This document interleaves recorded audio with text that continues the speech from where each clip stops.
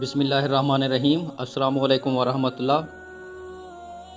ایک دن حضرت جبرائیل علیہ السلام ایک پیالہ آب حیات کا حضرت سلیمان علیہ السلام کے نزدیک لائے اور کہا، حق تعالی نے آپ کو اختیار دیا ہے کہ آپ یہ جام نوش کریں تو قیامت تک نہ مریں گے۔ حضرت سلیمان علیہ السلام نے جن و انس اور حیوانات سے اس بات کا مشورہ کیا۔ سب نے یک زبان ہو کر کہا، مبارک ہے، پیجئے اور حیات ابدی حاصل کیجئے۔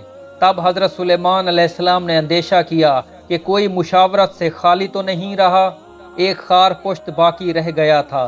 سو خیال گزرا تو اسے بھی بلانے کے لیے گھوڑا بھیجا تو وہ اس کے ساتھ نہ آیا۔ تب حضرت سلیمان علیہ السلام نے کتے کو بھیجا، خار پشت اس کے ساتھ چلا آیا۔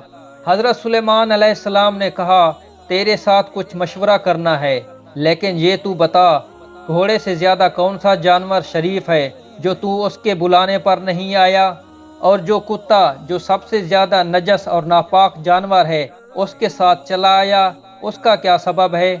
خار پشت بولا، گھوڑا اگرچہ شریف ہے لیکن بے وفا ہے، یہی چاہتا ہے کہ کسی طرح سوار کو گرا دے، دوسرا یہ کہ دشمن کو بھی اپنے اوپر سوار کر لیتا ہے، اور کتا ہر چند کے نجس و ناپاک ہے لیکن وفادار ہے، ایک لقمہ کسی کا کھاوے تو ساری عمر اس کا احسان نہ بھولے۔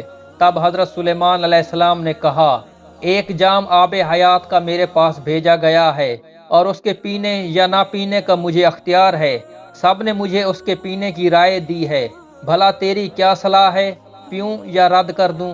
خار پشت نے پوچھا، یہ آب حیات فقط آپ کے لیے آیا ہے یا سب عیال و اطفال و عزیز بھی پیئیں گے؟ فرمایا، مجھ اکیلے کو اس کے پینے کا حکم ہے۔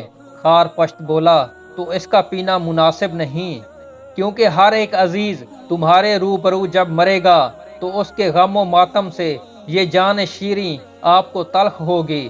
عزیز دوست، جب کوئی نہ رہا تو زندگانی حیف ہے۔ یہ بات حضرت سلیمان علیہ السلام کو پسند آئی اور وہ آب حیات واپس کر دیا۔